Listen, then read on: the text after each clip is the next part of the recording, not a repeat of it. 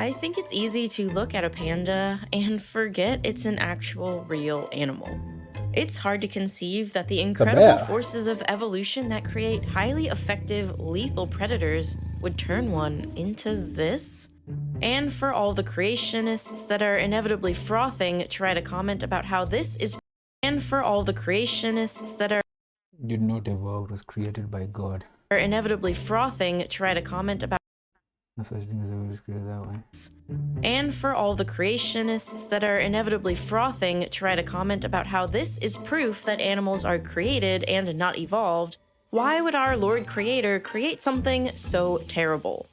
This spherical ball of evolutionary mistakes is clinging to existence. And while this is very sad because they are very cute, they don't necessarily garner a ton of sympathy when you learn just how bad they are at being animals. Pandas have evolved to eat a very narrow range of food, a range so narrow it's basically just one thing: bamboo, a plant that has almost no nutritional value and is full of cyanide. It's so toxic that pretty much all other animals avoid it, and it's so nutritionally deficient that they have to spend up to 12 hours a day, almost all of their waking hours, eating enough of it to survive. And for a bear, this makes even less sense. They're members of the Ursidae family, related to grizzly bears, polar bears, and black bears. Every other species in the Ursidae family eats meat, either as omnivores or as obligate carnivores like polar bears. And scientists think that pandas need to eat so much bamboo that in the wild they have to keep their distance from one another to get enough. This means that they can have a hard time finding a mate. This contributes to pandas having an exceedingly low birth rate, which contributes to the fact that they are this close to not existing anymore. And on top of this uphill battle that they've already created for themselves, they act as if they have absolutely no survival instincts hardwired into their brains. They fall off and get stuck in trees, and just generally act like every day is their first day on Earth. And on top of this, one of their favorite hobbies is poop. They poop over 40 times a day, and given the chance, pandas will absolutely cover themselves in horse poop. I'm talking head to toe, full body immersion. The official term for The official term for a group of pandas is an embarrassment of pandas. And even if they are lovable, it sure seems like they are an evolutionary accident that maybe came about just for our amusement. But as we all know, evolution doesn't work like that. Everything evolves for some reason. But how is being a clumsy idiot beneficial? And why would they evolve to eat the worst thing imaginable? And why are they absolutely obsessed with poop? Bad biology. Giant pandas are herbivorous bears native to the bamboo forests of south-central China. And although they are members of the Ursidae family, they have taken a unique evolutionary path. Around 40 million years ago, the ancestors of bears split away from the other caniforms. Then, around 23.4 million years ago, Let me look at this. Common ancestral carnivores. Yesterday. They evolved like on their own thing, and everyone else kind of went, wow. Like they broke off by themselves in the Ursidae family. They're their own thing. They went their own way, and everyone else kind of went one way, and then they divided like sun bear, sloth bear. Sloth bear and sun bear, I know, are psycho. The sloth bear especially doesn't fuck around, man. It's a very dangerous bear, the sloth bear. Very aggressive, one of the most aggressive bear species. I didn't common ancestral carnivores or raccoons and lesser panda are here. From the other caniforms. Then, around 23.4 million years ago, the Ursidae family split in two. The genus Ailuropoda was all alone on one branch, and this is what pandas evolved from. All the other bear species evolved on the other side of that branch. And as pandas continued to evolve, they did something truly baffling. They evolved to stop eating meat, transitioning to eating almost exclusively bamboo. Scientists assume this happened between 6 to 7 million years ago, and they make that assumption about the timing because of one adaptation they seemed to have gained that allowed for better bamboo manipulation, a pseudo-thumb. This is like a whole extra weird little thumb. Essentially, like a one of nub. their wrist bones grew extra large so that it curves in an opposite direction as the other 5 of their fingers. The thumb isn't as widely used as the other 5 of their fingers. The thumb isn't as widely useful as a human thumb, but it's perfect for grasping bamboo. But at first glance, suddenly adapting to only eat bamboo fundamentally makes no sense. And in most ways, pandas still look like the other bears.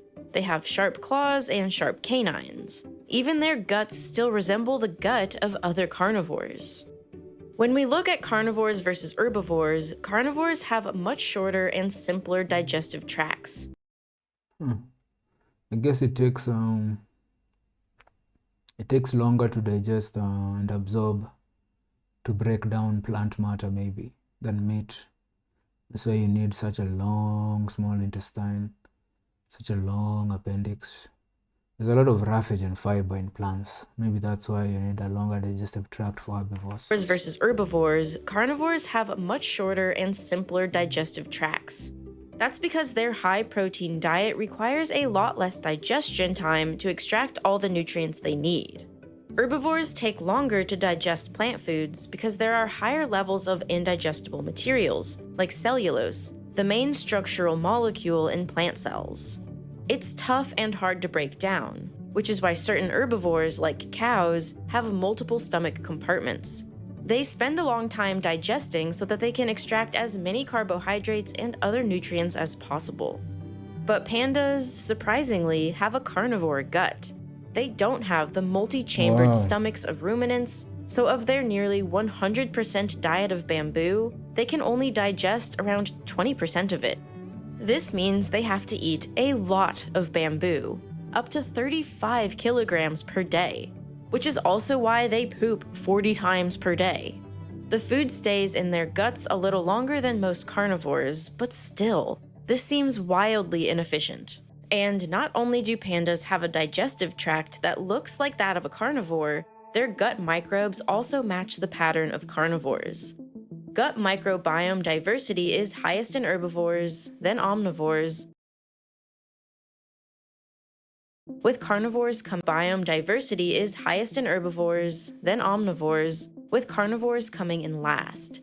You'd think that millions of years of only eating bamboo would introduce a bit of diversity into the panda's gut bacteria, but that's not the case. In fact, once panda cubs are weaned off their mother's milk and transition to eating bamboo, the diversity of their gut bacteria decreased. As the scientists write in their paper on the subject, a carnivorous digestive system fed with a bamboo-dominated diet is not a typical feature of evolution. But as dumb as this seems, there's usually a reason behind long-standing animal adaptations. And in this instance, starting to eat bamboo kind of made sense for pandas, sort of. Bamboo may be low in energy, but in southern China, when this adaptation came about, it was abundant. Plus, it grows exceptionally quickly. Bamboo is one of the world's fastest growing plants, with one species growing more than 1 meter per day, and reaching its maximum height of 20 meters in just under 2 months. And the highest diversity of species of bamboo is in southern China. And as it so happens, it perfectly overlaps the limited territory that giant pandas exist in, even though they probably lived over a much wider range in the past. Bamboo is such a dominant species that in a bamboo forest, almost no other plant life grows. And not many other animals eat bamboo. So for any animal that can evolve to consume it, bamboo provides a bounty of food. Looks like sugarcane. Food unlike any that can evolve to consume it, plants. bamboo provides a bounty of food unlike anything else. But Is it it poisonous does to seem humans? particularly weird for a meat eater to suddenly be okay going from eating delicious succulent meat to poisonous sticks. But scientists think pandas underwent another strange adaptation to make them fine with this. An adaptation that is as weird as it is sad. Around 4.2 million years ago, pandas lost the function of their T1R1 gene, which is what's involved in detecting umami flavors in meat, which are driven by L-glutamate. L-glutamate is an amino acid present in high quantities in protein, so it signals that something is especially full of calories and nutrition. And suddenly, pandas could no longer detect it, which probably made meat a lot less enticing, at least going by flavor. What a curse. Likely at first, pandas just adapted to eat a little bit of bamboo due to its abundance. And then, after a long time, they gradually lost their ability to enjoy meat, and thus lost most of their hunting instincts. They might have still eaten fruit for a while, and even today they'll eat fruit if you give them some, but almost no fruit grows in a bamboo forest. Given all of these factors, some scientists think that pandas were probably eating nothing but bamboo as far back as 2.4 million years. But regardless of when it happened, a carnivore evolving to eat only bamboo is unprecedented evolutionarily speaking. In fact, anything eating only bamboo is kind of unthinkable, because even if there is a bounty of bamboo, it's still toxic. Bamboo is full of cyanide in quantities high enough that eating it raw would kill most mammals. In fact, there have been numerous cases of poisoning among humans who Cyanide poisoning from pickling bamboo. In fact, there have been numerous cases of poisoning among humans who accidentally ate raw bamboo or prepared it incorrectly. Other herbivores have a way to detoxify cyanide using an enzyme called mitochondrial rhodonase, because many plants use cyanide as a defense mechanism, and herbivores encounter it in small doses over their lifetime. But pandas have far less of this detoxification enzyme than normal herbivores. And yet these pandas are consuming up to 66 milligrams of cyanide every day, close to a fatal dose for humans, and they seem just fine. It might seem like they are too stupid to realize they're supposed to die, but it turns out they actually have a way to get around this poison that's different from the way most herbivores do it. When researchers looked more closely at the panda's gut bacteria, as diverse as it wasn't, they found an abundance of one unique and powerful bacteria, Pseudomonas fluorescens. This bacteria helps degrade cyanide compounds, which seems to completely protect the pandas. Plus, pandas are strategic in what parts of the bamboo they eat. Depending on the species of bamboo and time of year, the pandas may target different parts of the plant to avoid the highest dose of cyanide. This targeted feeding is also the case when it comes to nutrients. In fact, although 99% of the panda's diet is bamboo, a recent study found that they're actually eating the same amount of protein as carnivores. How? Because young bamboo shoots actually have a lot of protein in them, and so do the leaves at certain points in their life cycle. And pandas target these to get as much protein as wild cats do. In the end, their bamboo diet is 61% protein energy, 23% carb energy, and 16% fat. This is even reflected in panda milk, which has a higher ratio of protein than the milk of herbivorous mammals. So at first, I'm kind of impressed that pandas found a way to cheat the system and turn a crappy food source into something usable. But this feeling doesn't last long, because even if pandas can technically get enough nutrients out of bamboo, they still have to eat an ungodly amount of it to get enough nutrients, spending pretty much their entire life doing nothing else but gorging on it. To cope with this, their metabolism has adapted to slow way down, and they can't afford to move around that much. They're fairly sedentary animals trying to hold on to every ounce of energy that they can. And while this is a somewhat effective evolutionary reaction, it doesn't solve all of their problems. The winters in China can be brutally cold, and unlike other bear species that can pack on fat and hibernate for the winter, pandas can't afford to ever stop eating. So they just have to endure it, meaning they have to spend even more energy using thermoregulation to maintain a stable internal temperature.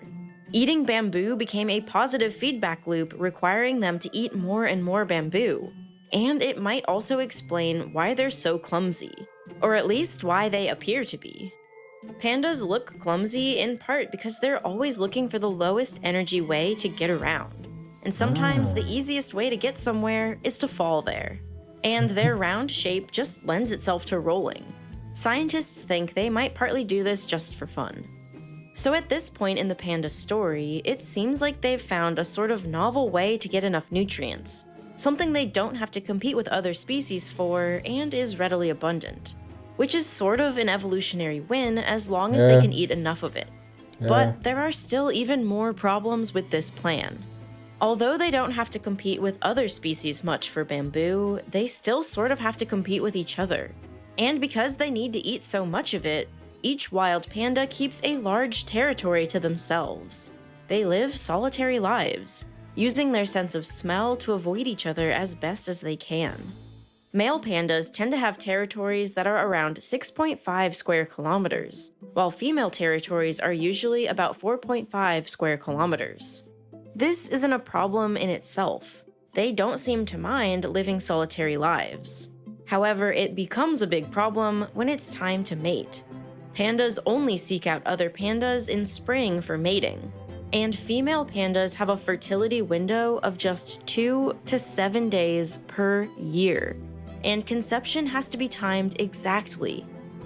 Like, come That's on, crazy. guys, I'm actually just getting annoyed at this point. Yeah. So when it's getting close to time to mate, pandas leave scent messages for one another by rubbing their scent glands on trees, rocks, and grass, and they just hope that other pandas get the message in time to hike miles over mountainous terrain to mate in the minuscule 2-day window. If they succeed, which they rarely do, female pandas are pregnant for 5 months before giving birth to a tiny cub about 1/800th of their size. That's crazy Half too. of panda pregnancies result in twins. Awesome. Except for the weaker of the two cubs is often abandoned. Pandas can typically only care for one infant at a time because the tiny cubs need constant and careful attention. I get that this happens in many animals, but this just seems like yet another way pandas are begging to go extinct. Their evolutionary path is just kind of an impossible one. But what about the poop thing? Could this maybe be the secret to their ongoing survival? Giant pandas in central China's Foping National Nature Reserve have been seen absolutely smearing horse poop all over their entire bodies, really focusing on their face and necks. Is this fun? Or is this some other weird adaptation that somehow helps them? Recently, scientists think they made a breakthrough in this horse poop mystery. They noticed that the pandas seemed to do this most when it was Maybe it's cold a pesticide outside. for them. Could it somehow be a way to insulation. keep them warm? Because pandas are fiercely protected, scientists rarely get access to do direct experiments with them. So for this scientific question, the researchers used mice. They covered the mice in the poop compounds of interest and found that poop-treated mice walked on cold surfaces more readily and huddled together for warmth less. And what the researchers realized was that these poop compounds inhibit cold receptors in mice, and also in pandas. Some inhibit less. And what the researchers realized was that these poop compounds inhibit cold receptors in mice, and also in pandas. Some experts argue that this could be a way for the pandas to endure those brutally cold winters while foregoing hibernation. But while it might be a coping mechanism, it seems like it could be an incredibly bad one. If their bodies no longer feel the sensation of cold, this could prevent them from seeking shelter, and would actually be incredibly dangerous. Because of this, some scientists aren't convinced, and they think the pandas just really like poop for fun. So at best, this behavior is weird and gross. Lions do this too. Lions love rolling around in poop. Just really like poop for fun. So at best, this behavior is weird and gross, and at worst, it's downright stupid and maybe suicidal. Horse poop is probably not the secret sauce to their unlikely ongoing survival. I know I'm kind of joking about all of this, but it really looks like pandas are just simply bad at surviving. It looks like they exploited the environmental niche of bamboo, but at a great cost, basically dooming themselves. Because of all of this, certain simulations make some scientists think that pandas have been on the decline for thousands of years or even longer. Some argue that if humanity had never existed, the panda would still go extinct in the very near future. It's undeniable that they are slow to adapt, and that their very specific niche puts them at a disadvantage if any single thing in that environment changes. But humans are really, really good at changing the environment. So even if pandas have been declining without humans, humans have undoubtedly made it worse. Panda population decline accelerated rapidly in the 1700s, when agriculture and human civilization expanded rapidly in central China. And ever since then, panda habitat has been wildly fragmented. Dams, roads, and railways divide panda habitats, making it even more difficult for them to find each other to mate, and reducing the amount of bamboo forests needed for them to get enough food. This, along with poaching, absolutely slashed panda numbers. Today, only around 1,800 pandas are left in the wild. Regardless, if we don't intervene, pandas would absolutely go extinct. Captive breeding programs have saved pandas from the brink of oblivion, and now humans are working to create corridors between forest reserves to link up wild pandas once again. Do we as humans spend a ridiculous amount of money trying to keep an animal that seems to want to go extinct alive? Yes. But is it maybe our responsibility to try? Also, yes. Evolution did them dirty, but so did we. Sometimes we just have to take care of the idiots amongst us. My favorite part of studying biology is looking at these evolutionary questions, the big causes and effects that shape every animal on Earth. How competitive pressure and genetic mutations led to the supremely weird bamboo diet for pandas. How a drying climate caused ants to become fungus farmers.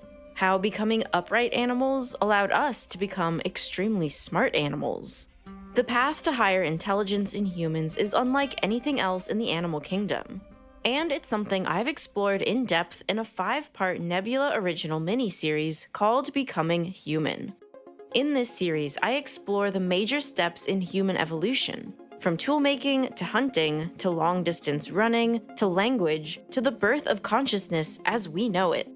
Nebula is the streaming platform we built for exactly this. Yeah, that's it. It's just a Nebula ad from now on, yeah? Yeah. I think we all know about pandas and their shortcomings. You know, they're very limited in many ways, what they can eat. Yeah, it's very niche, man, their food. You know, there's a lot that's not going well for them, evolutionary wise. What they've evolved to eat.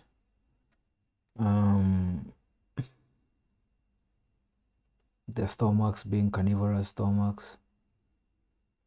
They have to eat all day to extract the protein they need. It's just, yeah. Yeah, also I didn't know there were wild pandas still out there. I don't know why, but I thought the only pandas left were captive. You know, for some reason I just thought the only pandas left are captive. I think they'll go extinct eventually.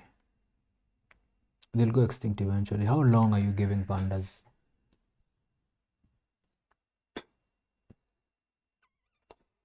I don't know. No, but I feel like they'll eventually just die off. Also, they give birth to really tiny babies, man. Like it's the ratio, the size ratio of the kid and the mom is crazy. It's crazy. That's like a human being giving birth to like a puppy, to something as small as not even a puppy, yeah, to something as small as a puppy, you know, or a kitten. That small. Like human babies are tiny, of course, but it's a decent size, you know. This is like a human being giving birth to a kitten or a kitten or a puppy. I feel like that's even big when you compare the size ratio between a a panda and its kid.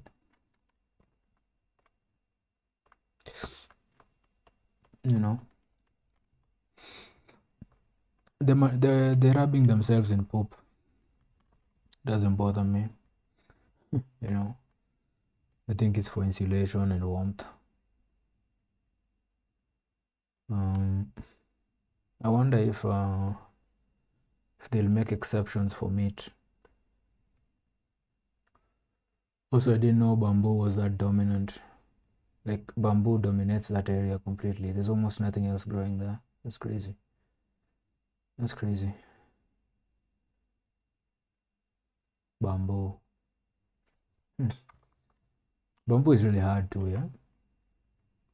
And it grows fast, but I think it's hard. I think it's a hard plant.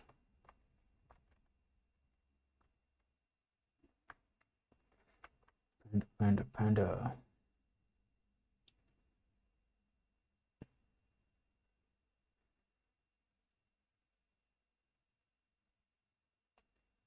I think their biggest issue is the food thing. It's the diet and how much they need to eat bamboo to get.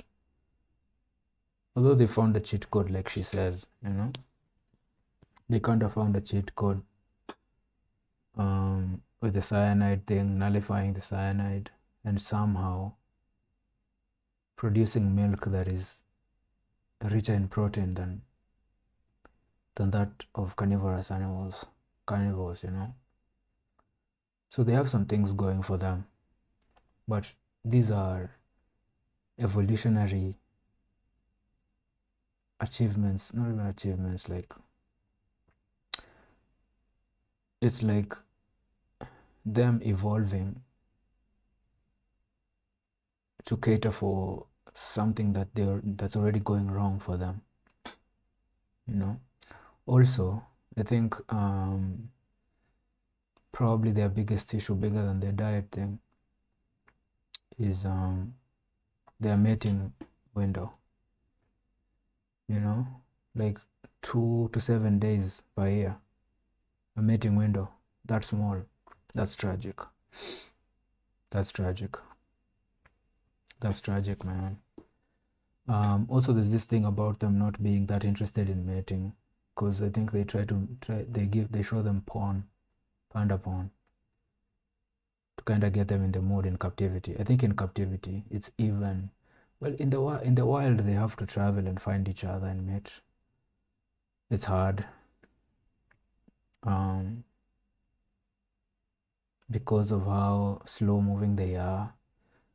Like, oh my god, like for a panda to go find a mate, that must be such a chore for them. Like, I have to travel now. They don't even like moving around, you know. So I can see mating being an issue. You know, they already don't like moving around. Now they have to travel kilometers to go find a mate. In captivity, they're not even interested in mating. They kind of have to be pushed, encouraged to mate. Yeah. The thing about abandoning one of their kids, that's common. You see that with dogs too. I've had dogs that have kind of like you know, the runt of the litter usually gets killed or whatever. Birds do it all the time. I don't know if pandas kill the weaker kid or they just abandon the weaker kid. I know birds are brutal about that kind of stuff. They just push the weakling out of the nest, you know, or they just stop feeding the weakling. Sometimes the other stronger chicks, they kill the weakling and eat the weakling because it's competition for food now. You know, I think it's just I don't think it's an issue. It's a matter of this guy is weak, let's kill him. I think it's just competition. You know, competition naturally kind of gets rid of the weaker one, you know, because if the food is in short supply and we are having to fight over food, the weak one will get screwed naturally, you know. naturally, you know. So you have that, man. They're adorable. But for me, I still look at pandas and I see a bear. So as cute as they are, I'm not the sort of person that would be like, oh, I want to pet one. No, I still see a panda, man. I still see a fucking bear. You know, that's interesting, man. From the Acidae family, like it broke off. These guys went their own way by themselves, and everyone else kind of just broke off from this other branch. Everyone else is a product of this other branch. These guys just by themselves. Such an interesting animal, man. Such an interesting animal, man. See you guys, man.